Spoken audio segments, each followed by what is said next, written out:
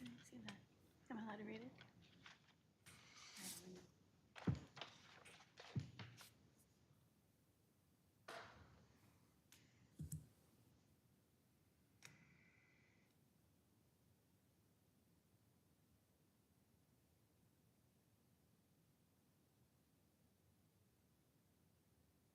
And good evening. Welcome to the Mayor and City Council Workshop for the month of August 2022.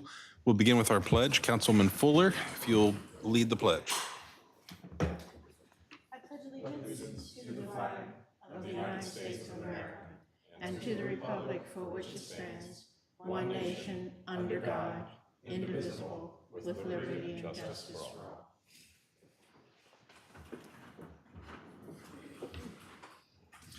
All right, thank you, Councilwoman. Let the records reflect that all council members are present and accounted for this evening. We'll begin with our review of the minutes of the July 6th and the July 11th regular meetings. Is there any discussion on those minutes as they've been presented to you? Just one quick question on the Monday night set of meetings where we're under adoption of annexation resolution 2022-03A, Okay. where it talks about that the vote on the motion was 4 in favor with 1 opposed. And correct me if I'm wrong. Traditionally, did we not name the dissenting votes? If you would like to be named, we can amend it to do so. Okay. Yeah, sure. Thank you. Okay. Let the records reflect. And that's it for me. Okay. Thank you. For the sake of clarity, let's rephrase that as the vote on the motion was 4 in favor with Mayor Pro Tem Vigliotti opposed. I think that'll reflect effectively. Any other discussion on the minutes as presented or as amended at this point? All right, hearing no more discussion, those will be up for your approval as amended on Monday evening. Next, I'll ask members of the council if they are conflicted on anything on the agenda this evening. No, sir. Yes, sir. All right, everyone's clean. Then we shall move on to our public comment for non-agenda items. If you'd like to speak this evening regarding anything not on this piece of paper, then you are welcome to do so at this time. Keep in mind, all you have to do is come up to the lectern here, state your name and your address, and then you may begin. You'll have 3 minutes to share your comment. It is not a question and answer. We're simply here to hear what you have to say. If you do have questions that you want answered, we'll be sure that the city clerk has your contact information and we'll give you the answers accordingly at a later time. Other than that, if you'd like to come up and speak, please feel free to do so.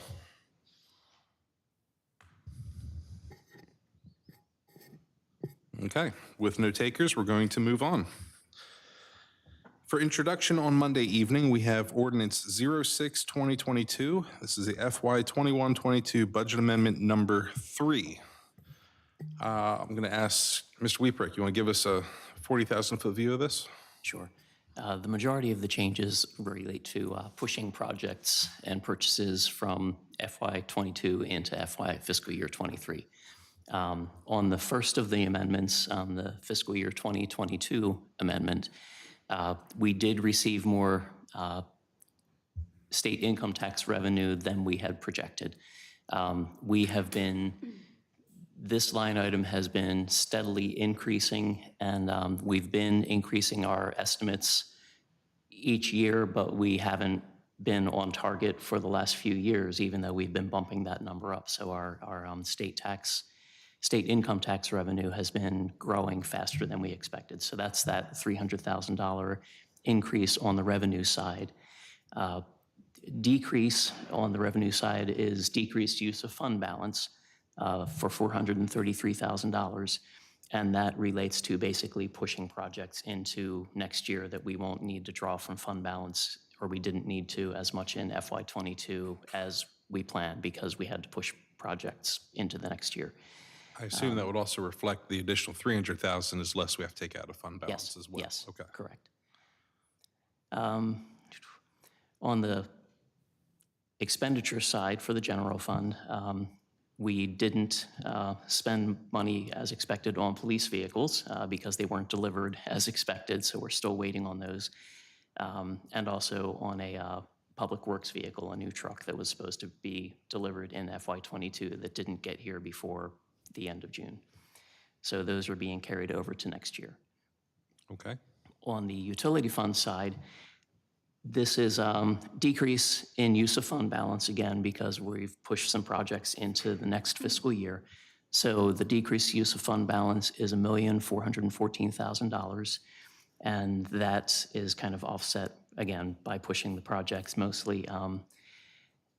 Part of it is the water tank and standpipe renovations were originally expected to be done as a capital project, but then last year we entered into that long-term maintenance contract. So that cost is spread over time and has been moved to out of capital projects into maintenance for the contractual obligation now. So that reduces, on the expenditure side, that reduces capital projects by $200,000. We increase by $80,000 maintenance for the long-term maintenance agreement. And on the sewer side, the dewatering project has been delayed as far as construction. We have incurred some cost, but the majority of it's being pushed into the current fiscal year. So we didn't get as much done in fiscal year '22 as anticipated, so we're rolling that into fiscal year '23. So the FY '23 amendment, we're going to see the complementary increases related to those projects being moved into FY '23. So going over the general fund, we're increasing, let's see. Okay, we do have one other increase, and that is we've gotten updated real property tax information, and we're increasing our revenue line by $75,000 for that because the numbers that have come in are higher than the estimates we had when we did the budget. So that's going to be a plus of $75,000 on revenue. We are going to use more out of fund balance than anticipated, again, having to do with rolling those projects from last year into this year. Sticking with the general fund on the expenditure side, now we've got the increase of $79,500 for those police vehicles that we carried forward from last year, and $53,960 for the public works truck that we carried from the previous year. We also are adding in on the expense side the purchase of the 4 acres to protect the Antrim Boulevard corridor, and that's $52,800. On the utility side, we're bringing increased use of fund balance by $1,428,000, and that has to do with the dewatering project being carried over from last year. And then on the expense side, we're carrying that same number over, again, because the dewatering project is going to be, we certainly hope, completed this year rather than most of it being done last year.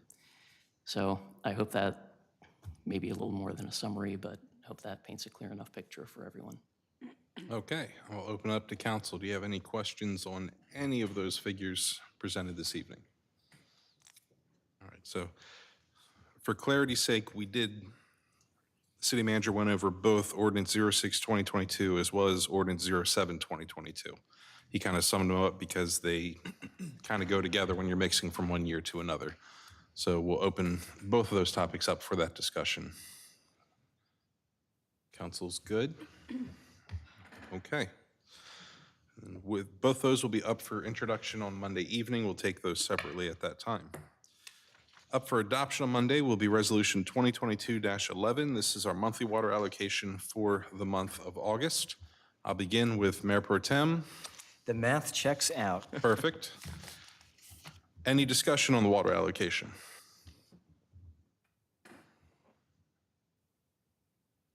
Just a quick question where it Yes. says infill. I mean, can you elaborate on that just a little bit? Sure, those, I'm sorry, that would thank be, we usually try to keep a few EDUs or a couple EDUs available in the event that somebody decides to build on an existing lot of record. And we were anticipating the Habitat House on East Baltimore Street to be started. We know that's been delayed at this point. But there are a handful of recorded lots around the city that have not been developed, so. should one of those change hands, somebody decides it's time to build a house on it, we have the water available that we don't need to make them wait a month for us to add it to the allocation. Gotcha. So we've only set aside 2 EDUs for that. I mean, Typically, yeah. knowing what's out there, what's on the market right now, is that something we need to bump now, or can we just do it month by month and continually add to it at that point? We just monitor it month by month. We don't see that much infill activity. Right. And there certainly are properties that someone could put a home on within the city, but the majority of our undeveloped properties are larger that are probably eventually going to be subdivided or put into commercial use. And if commercial use, there's probably going to be a site plan process, and that takes quite some time to get through. And then we put them on the That'll be shown resolution separately on here. afterwards. Right. Okay. Questions on water allocations? All right, we'll move on to Mr. Weeprek yet again for your city manager report, sir. Okay, Sewell annexation, as you know, approved last month. It becomes effective August 24th. And assuming nothing to the contrary happens. On the discussion about some of the code amendments, we did have a little discussion about the urban mix at the Planning Commission. Unfortunately, it was more of me providing a little bit of history and throwing some ideas out for consideration. So hopefully the commission members will come back with some thoughts on the matter to share and get that discussion really going at their meeting next month. Actually, their meeting later this month. I did hear back I noted in my report that I was waiting on information from the Department of Assessments and Taxation with regard to solar farms and how they are assessed, because so if we are going to allow solar as a permitted use in certain districts, I wanted to have a good understanding of the real property tax revenue potential of that. So currently, our code is silent on solar panels. We've allowed a lot of rooftop solar on residential properties, and we would allow it on commercial or industrial as an accessory use. So far, we have not been faced with anyone wanting to do a ground-mounted solar system, but we don't have any setbacks that would apply to it. So lacking that, we would just look at it the same way we would look at some other accessory structure on a property. But again, fortunately, nobody has really pushed hard on that, because it would be nice to have some regulations before we have to try to permit one. So we did share the county's regulations regarding solar generation facilities, and they do allow for solar to be a primary use in certain zoning districts. I believe it's the Industrial 1 district that allows it, but don't quote me on that. So it's a permitted use in the state, so we really do need to allow it someplace in the city. The question is, do we want to make it easy, or do we want to make it something that, is allowed but isn't the easiest process in the world, or is maybe a little more limited to discourage it? So I was hoping to get some property tax information regarding it. And I did hear back, but unfortunately it's not particularly clear, because I found that the assessments are based on the income from the property and the capitalized value of the panels. So not particularly clear, but if you think about commercial properties, the income they produce impacts the assessed value. Right. So you can have, the same building that's occupied, and if the tenant leaves and it sits vacant for a year or 2 years, the owner may may request a lower assessment because it's not producing the revenue that it had. So commercial is a little bit different than a residential property. Typically, when there's a house on a property, you can always expect that real estate revenue to, increase with each 3-year reassessment. Well, certainly change with yeah. in a recession situation, or, you know, when there's a surplus of property on the market, things like that, we might see dips, but Right. typically in the long haul, you always see an increase, and that's not as consistent on the commercial side. So that's something that I think we really need to consider if we do adopt some regulation to make solar a permitted use, say in the restricted industrial district. It may not generate the property tax revenue that a building, you know, would generate. So on the one hand, it doesn't use any water or sewer allocation, and it doesn't make a lot of noise, but it also doesn't create employment to any meaningful extent. And it likely doesn't generate the same level of revenue for us that, you know, building Right. an occupied structure would do. But what we take from that is that they do consider it an improved property at that Yes. point. Yes. Okay. Right, so there will be some increase. Yes. Correct, right. Yes. So, Jim, are you looking for feedback from us tonight or Monday night or just? just kind of putting it out there for information at this point. I want to get some feedback from the Planning Commission as to their thoughts on setbacks and things of that nature. You know, if you want to have some discussion on it this evening, I certainly would welcome any feedback that you want. But, you know, we can certainly touch on that Monday night, or you can just email me thoughts. So no, we don't have any draft language before us or anything like that right now, so. I think the best first step that we should do, obviously, hear what Planning Commission says.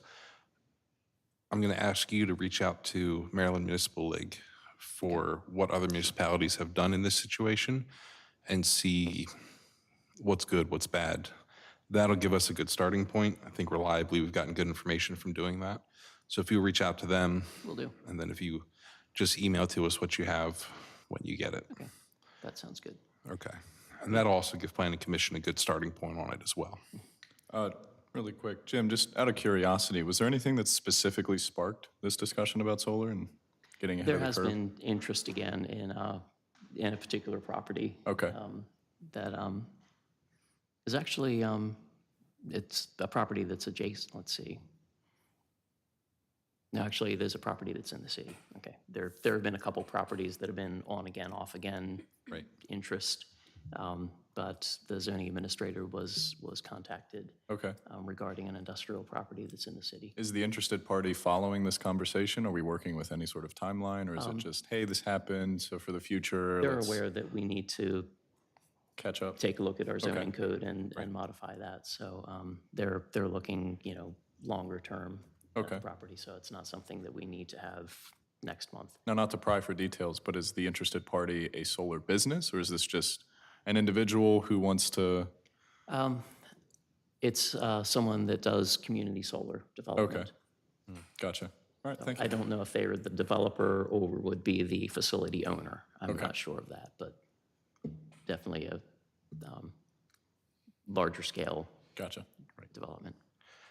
Pursuant to, I'm sorry. Go ahead. No, please. I was going to say, pursuant to what the mayor had said earlier, I certainly would like some more information as well. Because if I remember correctly, I want to say it was 2016 or 17 maybe, we did have somebody who was interested in doing something similar, but selling us the energy, if I remember correctly.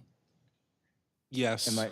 There have been a number of proposals over the years. Right. Some There have was one wanted to came put it before council where they, on city property. Yep. Some on others' property, but trying to work a power purchase agreement with the city and the Board of Education, I guess. right. So it's been on again, off again for a long time. Gotcha. I'll look forward to the additional information. A lot of my questions about it comes down to how is stormwater management affected by these types of things? Environmentally speaking, runoff. You know, there's always a lot of questions. There's concerns of heavy metals coming from these and leaching into the ground. So there's a lot of things to consider. So I'm hoping that a municipality or other local government who has tackled this would be spectacular. Union Bridge might be an option. Was the new solar farm, is that in Union Bridge or is that adjacent? If I remember correctly, that's in Union Bridge proper. So I'd be very curious what they put in place, if anything, to do that. I do have one more question. So the property or the property that brought this discussion up, is that privately owned or is it owned by the city? Privately owned. Privately owned, okay. So is the interested party looking at purchasing that property or would it be leased to them? That I don't know. Okay. Because I do think that if we're talking about offsetting revenue loss in terms of a building, if the city were to buy property and then lease it for a solar farm, I feel like we could make up the difference that way. If I remember correctly, and Mayor, do correct me if I'm wrong, the town that was closest in discussion to us back in 16, 17, I think was Emmitsburg, right? They had recently completed or previously completed a solar project. And based on the information that we received from them at the time, we decided that it was not in our interest to pursue it any further because, again, if I'm remembering correctly, they ended up losing money rather than gaining money from that. And so I'm wondering if we could reach out to them to see how their experience has been in the subsequent time. Well, I mean, at that point, we're looking at apples and oranges because we're not looking to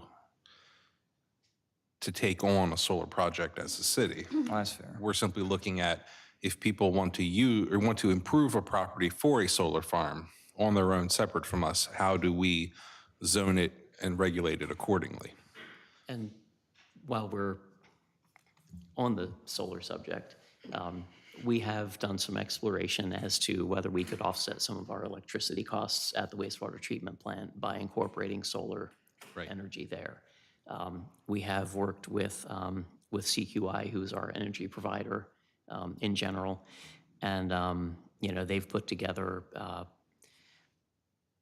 a draft evaluation of where we could locate panels, how much energy they could produce, whether we would do a power purchase agreement where the installer would front the cost of the installation and then we would agree to buy the power back, that sort of thing, which we did look at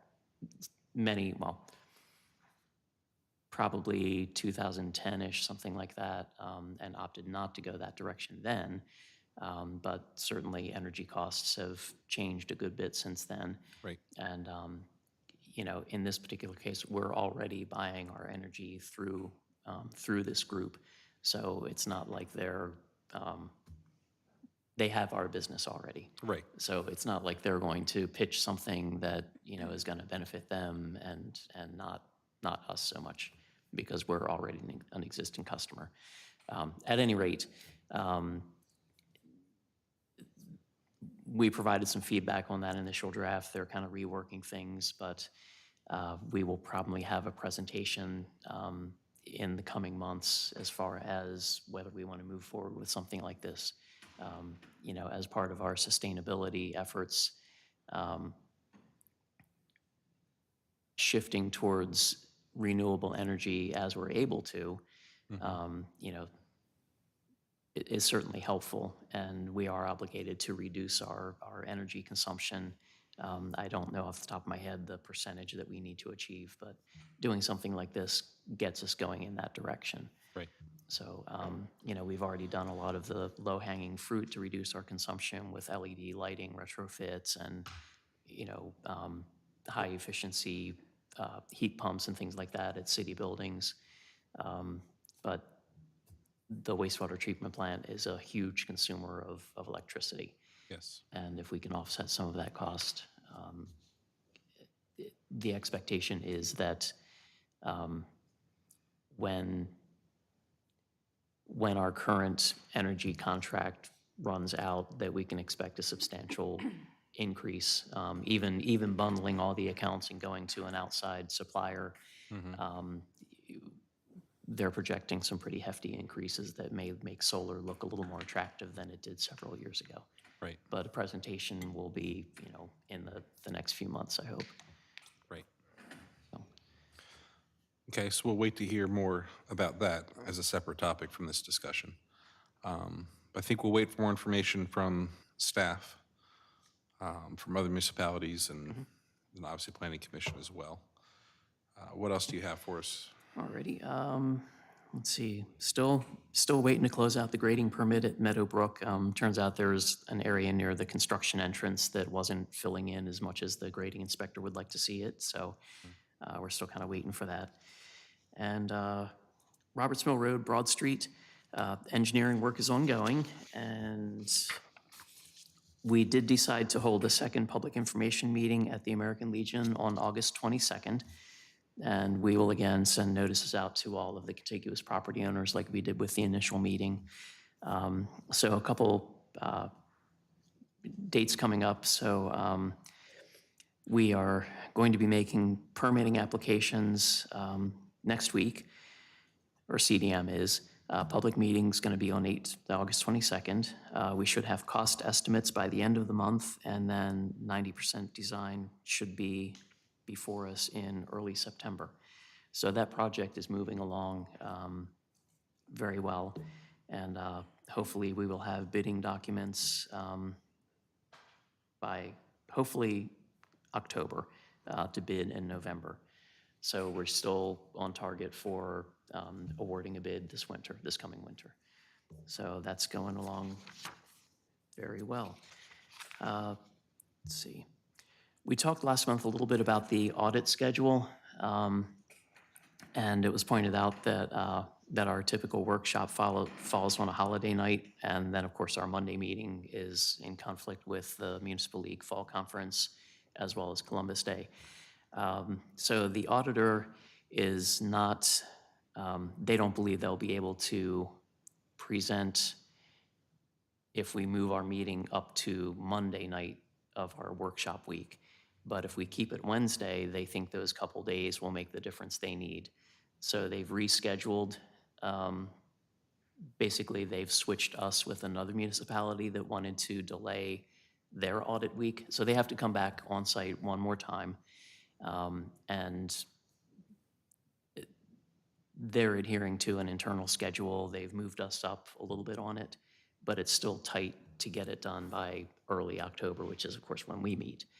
So if we can move our workshop back to the normal Wednesday, it looks like we can do it, have the audit presentation that night. And of course, if we are doing just the one meeting in October, you know, the expectation will be the audit will be presented and then approved. Voted on that Right. night. So how does council feel about going to October 5th? Yep. Are we okay with that? Yes, sir. All right, let's do that. Let's go back to October Back to our 5th. normal, okay. Yes. All righty. Okay, and lastly, had a call today from the developer for Meadowbrook.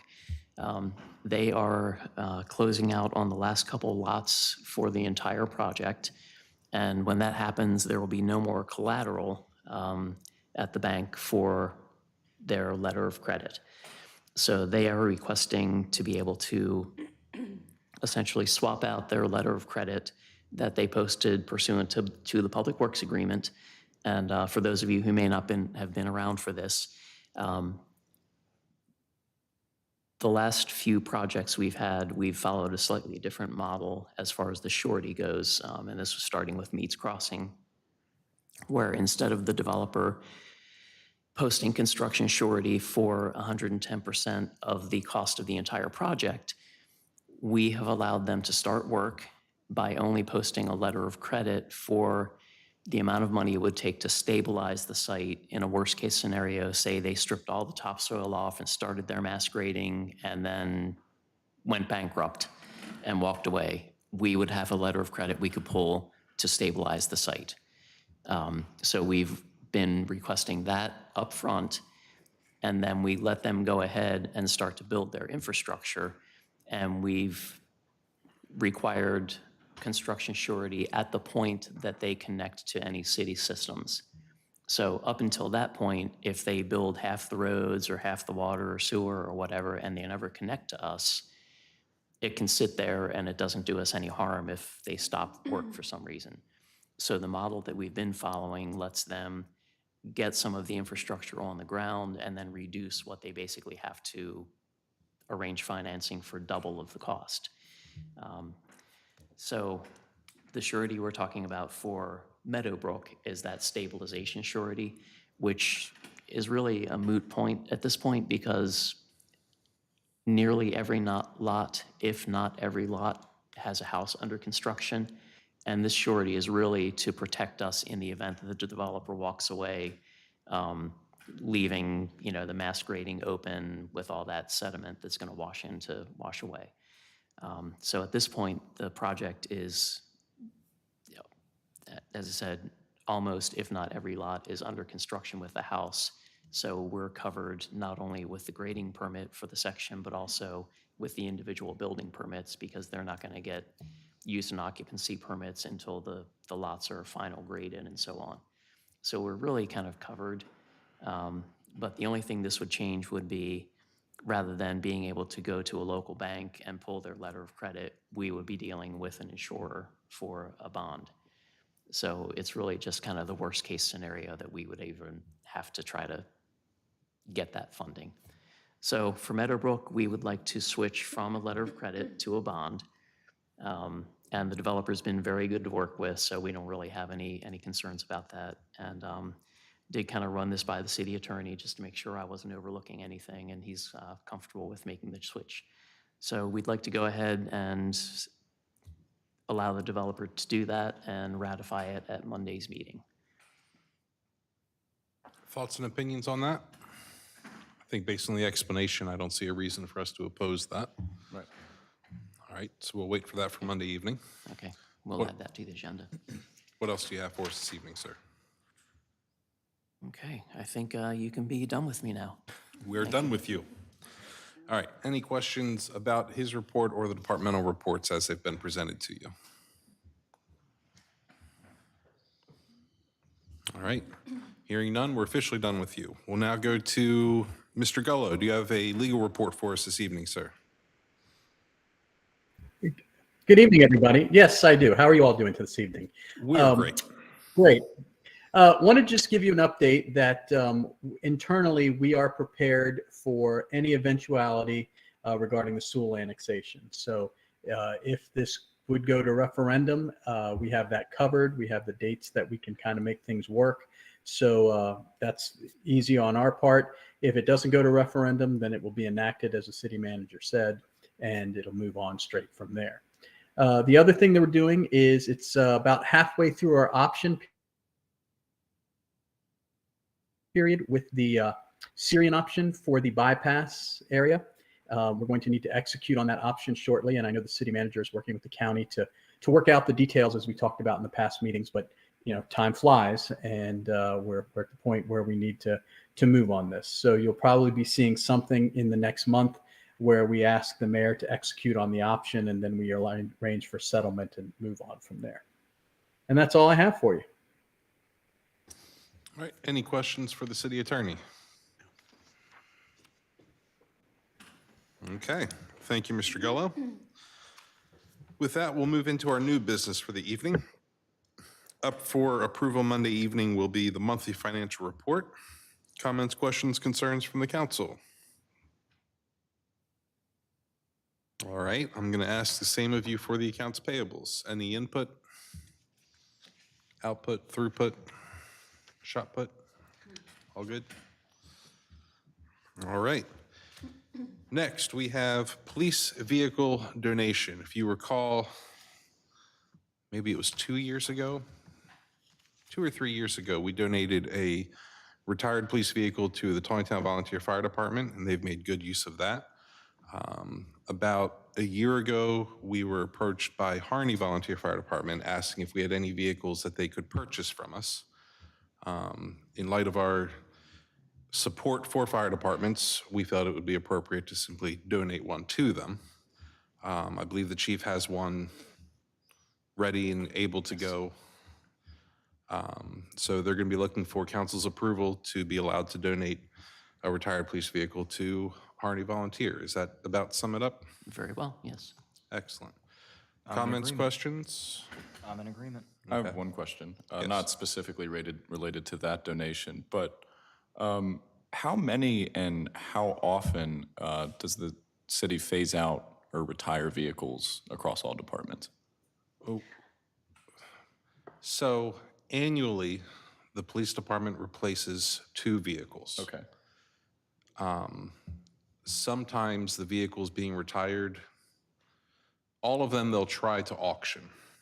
Some of them are worth more than others. I know there's one down there with a trash transmission. It'll get what it gets at auction. But the intention is that we would auction them off. Police vehicles, we prefer to auction outside of the city. Right. I think we're looking at options to get it because we don't want retired Taneytown police vehicles roaming around the city streets, although we do remove decals. What about Public Works? Assuming that they're able to be sold in their condition, we would do the same. We would auction them as well. Okay. Do we have any idea on how often we phase those out and how many?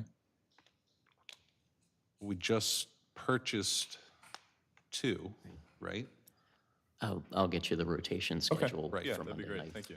But I also think we were short Public Works trucks. Right, because we have added positions in Public Works, we have had to purchase trucks outside of the normal rotation.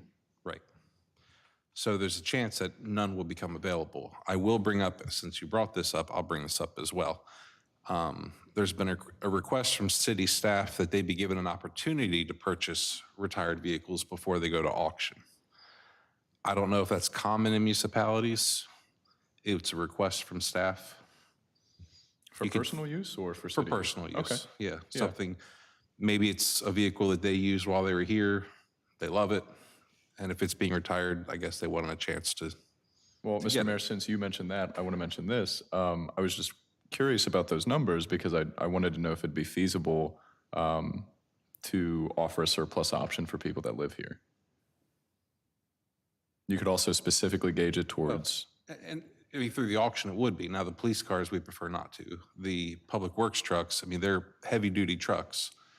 I don't know if they're going to be the best things. If it's someone looking for an inexpensive vehicle for a daily runner, they probably don't want a Ford F-550.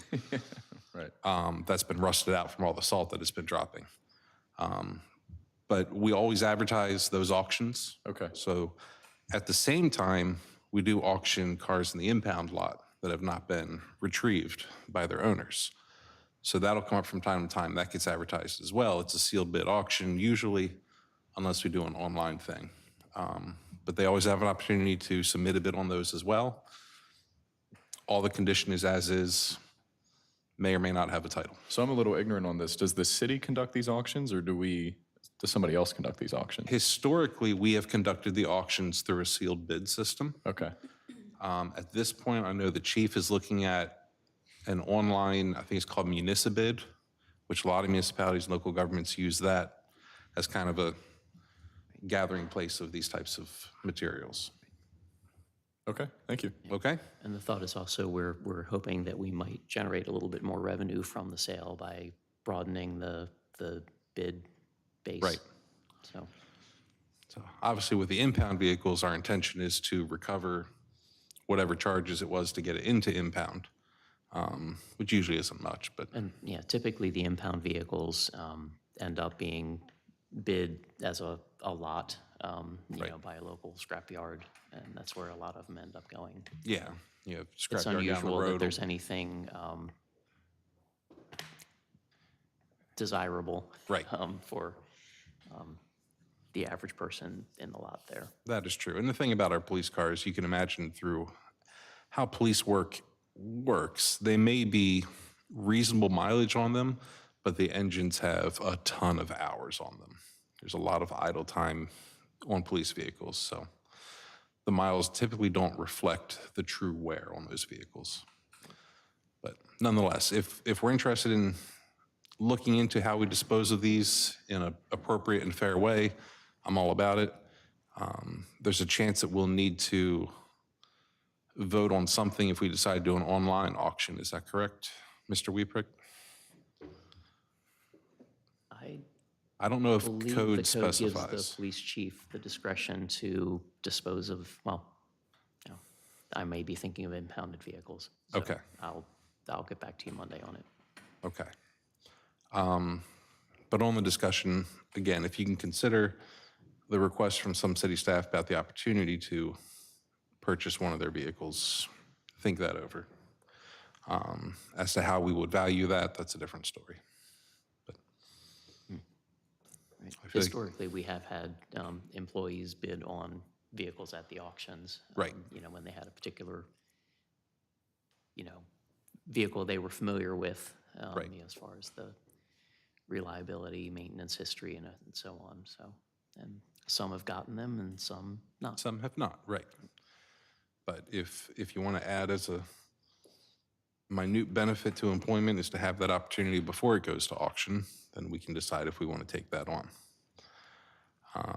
But anyway, going back to our original topic, what we'll request Monday night is to authorize the chief to donate a retired police vehicle to Harney. Okay? Number 4, we have award of bid for Bollinger Park. I believe the recommended bidder is Hobbs Excavating, is that correct? It is. In the amount of $545,808.75. Any questions regarding that bid? And this is for Phase 1 of Bollinger Park. So I'm going to ask Councilwoman Fuller, can you kind of outline Phase 1 for the council? Oh, sure. I knew you could. Stand by. Phase 1 is going to be, no warning at all.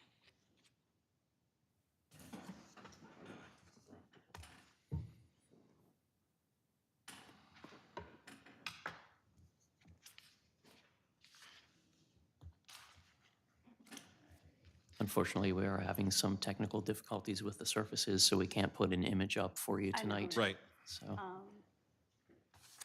trying to remember which part was Okay. which, is what I'm I getting. mean, Phase 1 is going to be the initial parking lot. Right, with the parking lot, there's gonna be, a light for the parking lot. There are gonna be some trees, there's gonna be, Judy, I don't mean to interrupt you, but does Phase 1 include, does Phase 1 include the tree removal? Or is that Phase 2? just the parking lot prep, I So- guess. And then well- they've so got phase people- 1 is the Or am I the clearing misremembering? and the site work that go along with everything for the entrance, the parking lot, the grass overflow parking area, Right. and then the primary loop trail that will be the Walking. the multipurpose trail, the porous surface trail. Yeah, it's like a So rubber that'll all ice. be Phase 1. And now there are what we're calling ramble trails that are expected to kind of be developed more organically over time. That'll be more natural, little off, side trails that aren't going to require grading permits and aren't going to be paved or anything like that. But the first phase is all the clearing that's necessary to do the grading for both the parking lot entrance and the main loop of the trail. Okay. Got it? Yeah, So, but just, So there's 2 parts to the bid. Okay, right. So let's get there, right? It's in the packet really strangely. So the recommendation is Hobbs Excavating for Phase 1 at the 545,808.75. And then the porous pathway was bid separately, right, but it's still phase 1. but also being awarded to Hobbs Excavating for $297,483. Mr. Mayor, do these figures account for grant money received or not? Is this after or before? This is, well, Are we grant just- money would be used to pay for this. Right. Right. So you're just telling us how much these- this is going to cost? These don't know Okay, about gotcha. grant money, right. Okay. This is the amount of money that's going to be paid to the companies to do the work. Where the money comes from is from the other side of the Gotcha, table. gotcha, okay. A side question. Do we know how many bids there were? Yes, it says in your packet I must have missed that. that we received, Sorry.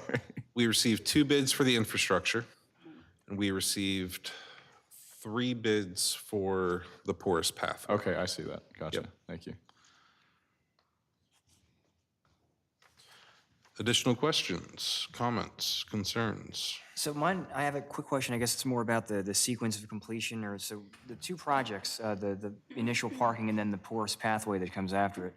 are these successively dependent on each other? Like, does the one have to be completed for the other to begin? Yes. And so, but awarding both parts of that phase one to the same company, will that delay anything because it's one company working It'll on both? speed or- up everything. Okay. Yeah, because they can take care of all of it while they're on site, instead of having to have another contractor come in and do the next part. Hobbs Excavating is a company that we've done a lot of work with, I think, especially over the last couple of years. Their bids came in the lowest of everyone else. Markedly. And Yes. we've been very happy with all of the work they've done for us. So it's good we can continue working with them and that their bids came in so handsomely low. But to answer your question, yeah, they're gonna have to excavate before they can do the pathway. So it's gonna work out. So they'll be able to slide from one into the next versus, all right. Right, you got it. Just wanted to make sure. Assuming availability of the porous pathway material. That's a good point. There's That's a that. very good point. So the recommendation from Parks and Rec is that we award both of those to Hobbs Excavating, and that'll be the request of council on Monday evening. Any other discussion on that? Oh, and just, I guess maybe this is more of a brief point of order with respect to the agenda itself. So it says award of bid for Bollinger Park, That's correct. but because it's presented to us as two separate, It's presented as one recommendation, okay. right? So But it it's was, one recommendation, but the phase one is in two parts.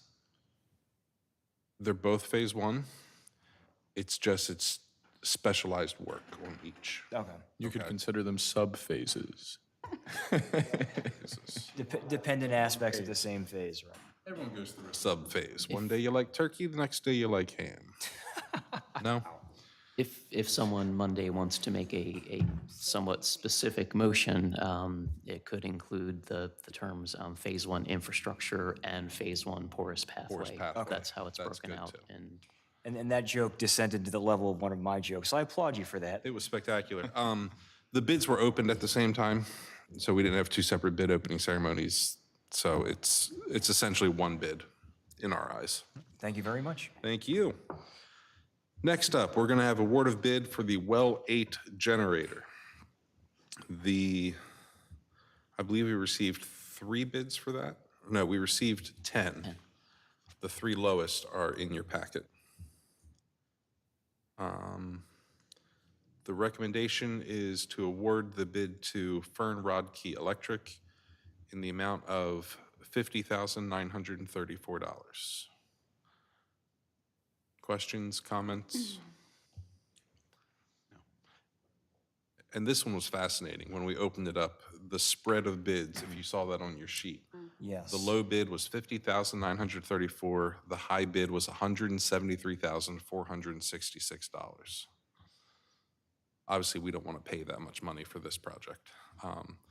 But sometimes we see these bids where the spread between the low and high is just astronomical. And this was an example of that. Right. Unfortunately, in this case, the low bid wasn't an outlier that was, way out of sync with everyone else. This bid, we have 3 that are relatively close, on the low end. So that doesn't give us any pause for concern. Right. Any reason for concern. We've seen that as well, where the low bid is markedly lower than Yes. everybody else. But yeah, so the recommendation is Fern Rodkey in the amount of $50,934. Any questions about this? Does everyone need information on the project itself? Just really quick, do we know how long it's supposed to take? I don't know that we know that information. I think as far as the completion time, it's going to be based on the acquisition for getting the generator delivered. Okay. The on-site work should be less than, I would estimate probably a couple days' work. Okay. But again, I can get clarification and detail for Monday night. Sure. So. Thank you. Additional questions? All right, that'll be up for your approval on Monday evening. Lastly, we have approval of special event permit, the Alyssa Richards Memorial Car Show. This is slated for October 15th at Memorial Park, I believe. Nothing outrageous with it. It seems pretty cut and dry. Is there any concerns from the council regarding this event? This will be our second car show at Memorial Park this year. It's very cool. All right. With no additional comments on that, that'll be up for your approval on Monday evening as well. With that, we're going to open up to the public. Oh, excuse me. Yes, Councilwoman. Just as something to add to new business, just as a thought, we had spoken with Jim and Daryl about some of the issues in the city with fencing, placement. Fencing? Yeah, fencing. Everybody's fencing in the streets. Fences, placement, I always do this. Setbacks, et cetera. And we had actually had a very long discussion with Jim, and he agreed that there may be some things that we can adjust as far as those regulations and zoning go. So I would like to see if there's something, So what are we looking to do? make some modifications and changes to better suit our needs. So I would just like to ask if it would be okay if Jim could get started on some changes that I think he's already got in mind that he could then bring. So this will be new for a lot of you. In several of the city's zoning districts, there is an equivalent front yard requirement. So typically when a subdivision comes through, the vast majority of what we've built in the last 30 years has been in the R10,000 district. That district requires a 35-foot front yard setback, so the houses are all 35 feet back from the curb, or 37, 38, something like that, but at least 35. Corner lots are also 35 feet away from the side street. So the code for fences allows a 6-foot fence in a residential district to be permitted in the side and rear yard, but not the front yard. So on a corner lot, they get kind of this double whammy for front yard restriction. And several years ago, many years ago, I guess, we passed an ordinance to provide some relief for those corner lots where the zoning administrator can send out certified letters to all the contiguous property owners, and if none object in writing, the zoning administrator can grant a 30% reduction of that equivalent front yard for, say, a 6-foot fence or a shed to go in the side yard closer to the side street than the 35 feet in the R10,000 district, for example. That process is cumbersome. It also requires the person to wait 2 weeks before they can get their zoning certificate or fence permit approved. We have run into a number of instances where, well, numerous instances where the property owners are unhappy at that restriction, and we've run into some that have pretty much stonewalled us. Some have actually put fences up without permits, and there are some open code violation cases on those now. But I suppose council members were contacted, over a specific situation that we have going on right now where a fence was installed improperly. And, having seen it in the field, the questions arose as to, well, why can't they do that? And it's because of this equivalent front yard requirement. So the idea that Judy's mentioned was to maybe give some relief for those corner lots as far as fences and sheds go, and also maybe to make the process a little less cumbersome for the zoning administrator, that perhaps by right, a fence or a shed could go within, and I don't know what the number should be, maybe it's maybe that equivalent front yard gets reduced to 25% of what everything else is. Maybe it gets reduced to no closer than 8 feet to a public sidewalk or something like that. So we're still not creating any sightline issues for motorists or people pulling out of driveways. And we're still maintaining the aesthetic overall of the house placement, so the rhythm of the street stays pretty consistent. But in doing this, you would see, the possibility of a 6-foot fence or a shed being closer to the road than everybody else's. So just some thoughts that we might give some relief there, but the level of it is what I really would need some direction on or some consensus on. Jim, could So- I make a suggestion? Yeah. Would it be okay if, as we start this discussion after tonight's meeting, whenever you have time, kind of just bullet point format, put together what you'd like to see change, and then, we can go from there? Okay. Yeah. And if there's any interest in, at least taking a look at it, we can also get the planning commission's thoughts on it, at their next meeting. So. That's a and, good idea. I suppose my stance is I think there should be some relief, and having done that that yard exception process many times over the years, I would certainly like to see Daryl not have to do that every time he has a fence on a corner lot. But where that new line should be, I'm really not certain of. From an aesthetic standpoint, it's kind of understandable that you don't want, a 6-foot fence to be right smack along the road. Right. And we do have some of those, and in some zoning districts, that equivalent front yard is not applicable. And again, it's primarily R10,000. The R10,000 district is where we see most of this. There are some in the R75 district. The code's worded a little bit differently there, which probably should be cleaned up also because it's a little vague. So on the one hand, it kind of creates a loophole that people can do a little more. But again, we'll put something together and just kind of, assuming there's support overall, we just need to kind of decide where that line should be. So. I think while we're having this discussion about zoning, we're going to move into another zoning thing. Because I don't feel like the Planning Commission has enough stuff to do right now. So we'll bring up one more. Jim and I spoke about the restricted general business district, which is a odd little district in the city. It's seven properties, I think, are in it. It's pretty close, yeah. Yeah, it's tiny. And to give you an idea of where we're talking about, the old Doherty ice cream building across from the Bargain Barn, so that sits on 2 lots in this.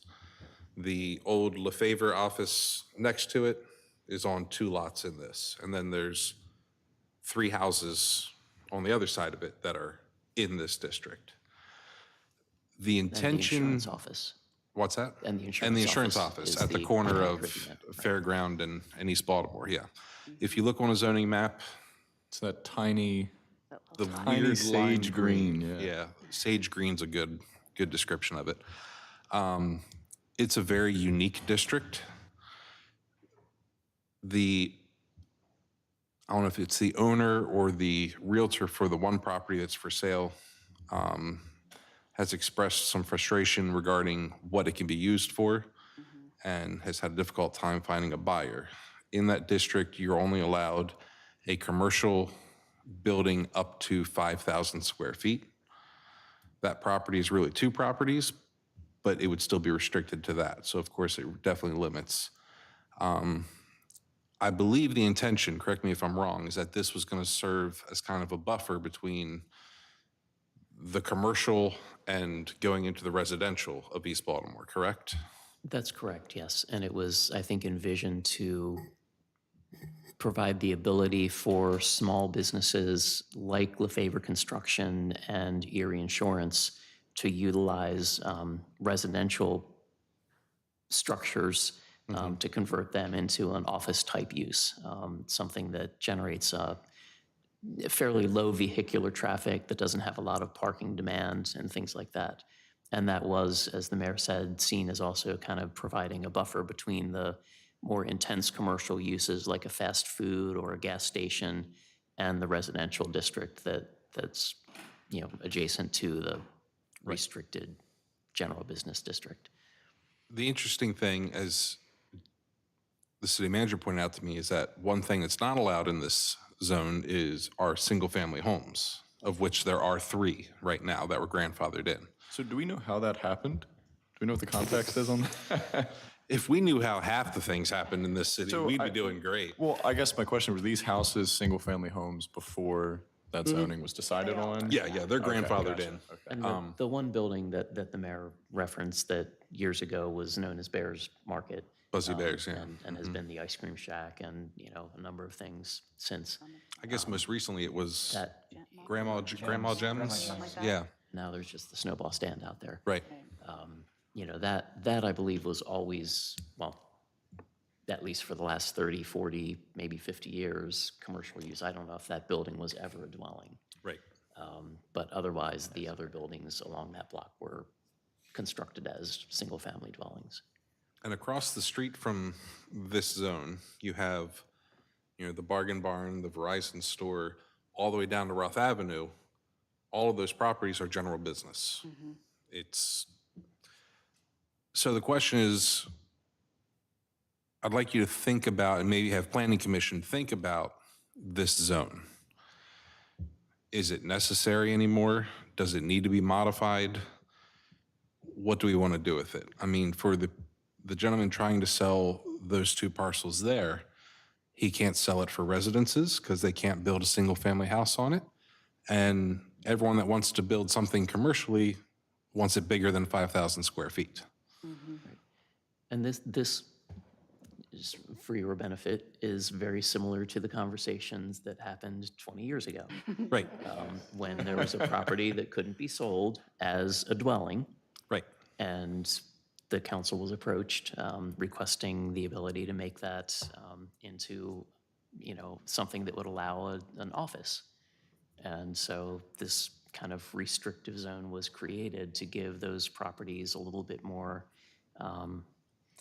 Well, a different kind of restriction. opportunity. Yes, but I frankly, I don't recall why Can I interrupt you? single-family homes were not considered to be a permitted use in there, because that could be a viable use for that size lot. Absolutely, right. So I have a follow-up question. The homes that were grandfathered in, they changed hands. So when they were sold again, did that have no Have impact the on? same use. Right. So the zoning, right, and our code also specifically provides for any property where a dwelling lawfully existed, that it's considered a permitted use in any zone at this point. Regardless So- of whether it changes ownership? Correct. Yes. So my yes. question is, if we were to change this to, let's say, general business, We could keep that language in there.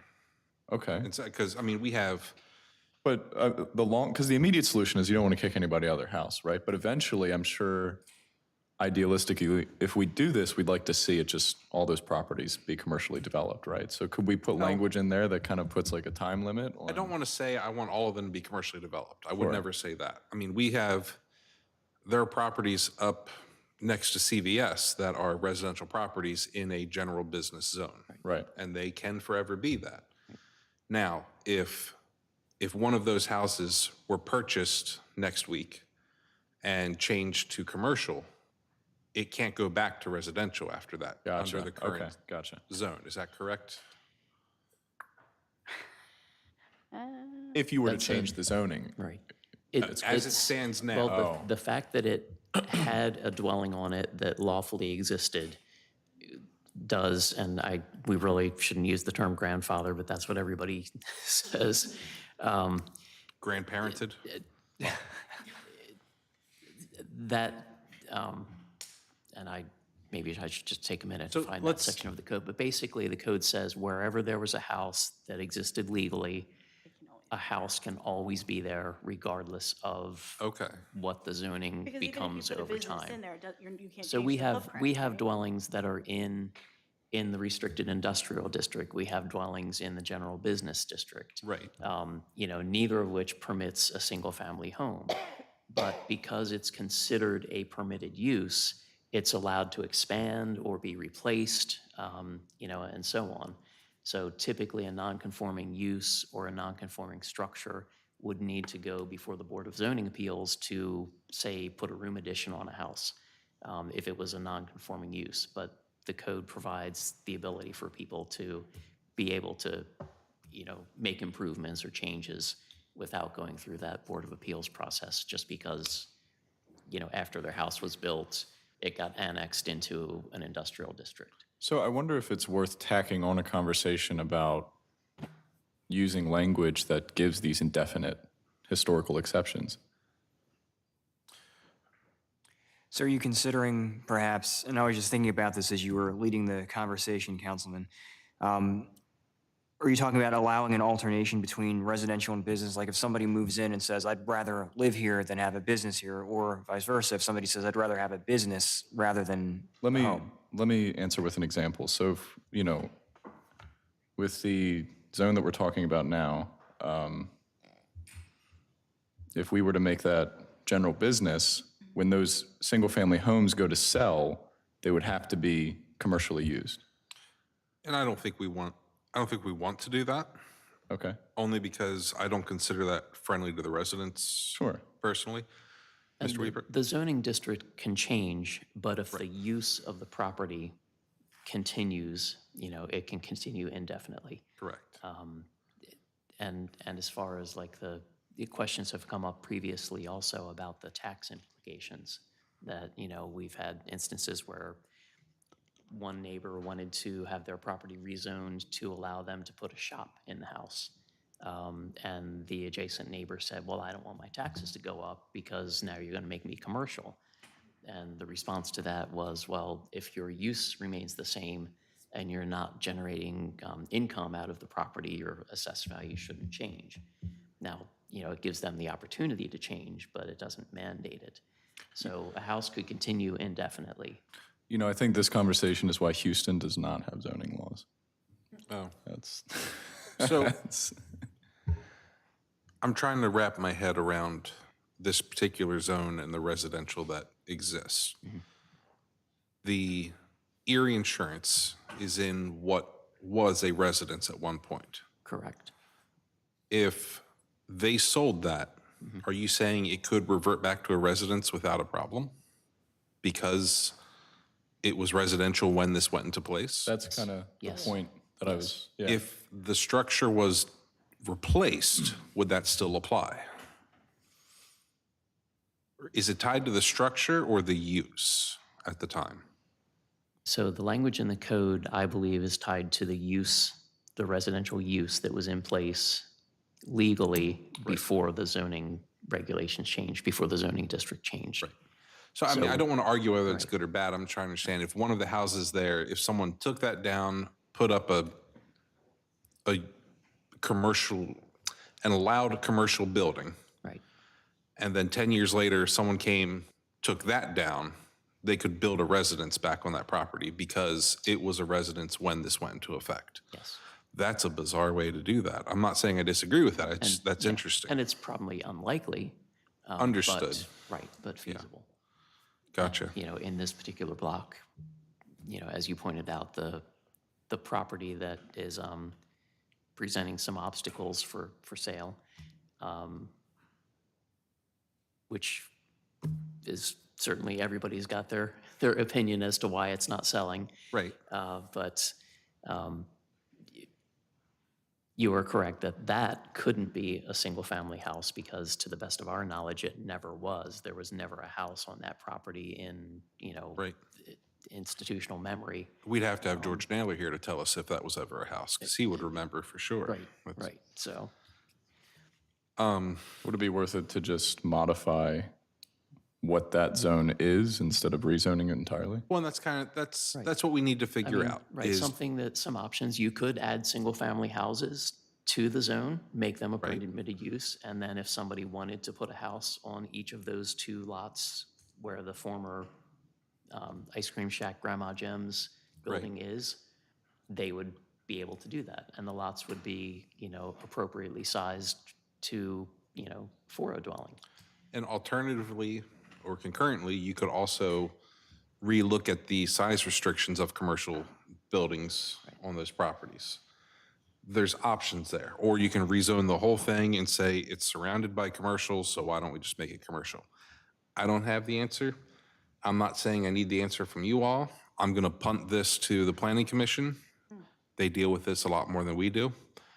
But I think that, as Councilman Haynes said, the sage green, I think we need to look at it a little bit closer. It kind of seems like the redheaded stepchild of the city because it's 7 pieces of property, 7 properties that are just kind of there. And again, it was, much like the conversation we're having tonight, that conversation 20 years Right. ago was, trying to address a concern from a property owner and, the changing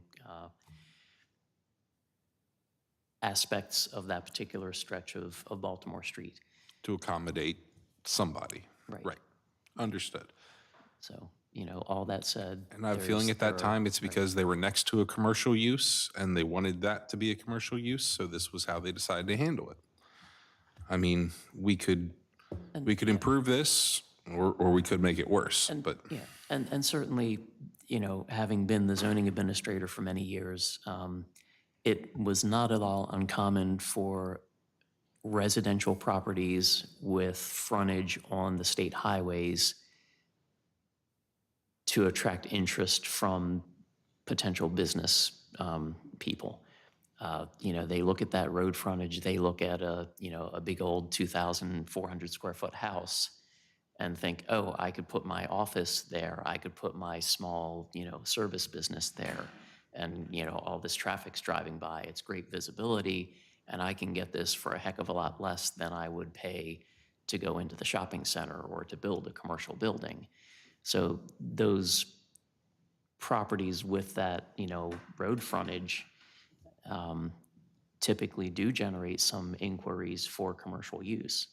And typically we say, sorry, but, we can allow home occupation businesses or this and that are permitted uses in that district. But typically they require a bigger lot than your average house. So we basically kind of advise people, sorry, you really can't do that at this property, but there's all these other properties you could look at. Right. And, but it's usually just about the road frontage and the price point. I'm kind of surprised that this was not considered spot zoning at the time. I mean, it's for such a small zone. But it is a number of properties. It is. But in the grand scheme of things, it's, if you have to zoom in on it, it's probably spot zoning. So that's a couple topics I think we're going to assign to our planning commission and let them come up with some ideas for us. Some of those more urgent than others, but I think they all need to be addressed. Any other zoning concerns while we're up here having this conversation? Anyone want their house rezoned as a water park or no? We're good? Excellent. With that, let's go to some public comment for agenda items. Anything that was on this piece of paper or that we happen to discuss this evening, you're welcome to bring up. Same rules apply as before. Come on up. Barbara Cook, Clubside Drive. I'd like to ask about this Memorial Car Show. Is it because it's at Memorial Park or because it's on Memorial Day? It's actually a memorial. a Date of it. it's October 15th, but it's a Well, memorial. Obviously not on Memorial Day. Right. For a person. It's a memorial for a person. Is it in Memorial Park? Yes. Yes. Okay. Couldn't straighten that out in my head. Yeah, and it'll be advertised by the organizers as the time comes close. Any other public comment this evening? Okay. Hearing none, I'll accept a motion to adjourn. So moved. Is there a second, please? Second. All right, all in favor of adjourning signify by saying aye. Aye. Anyone opposed, say nay. Thank you all, we're adjourned. See you Monday. You forgot his name. You said I forgot his name. Find out all the stuff that you talk about. Yeah, because now you have homework. That's been a big concern of mine out here for quite a while. Right.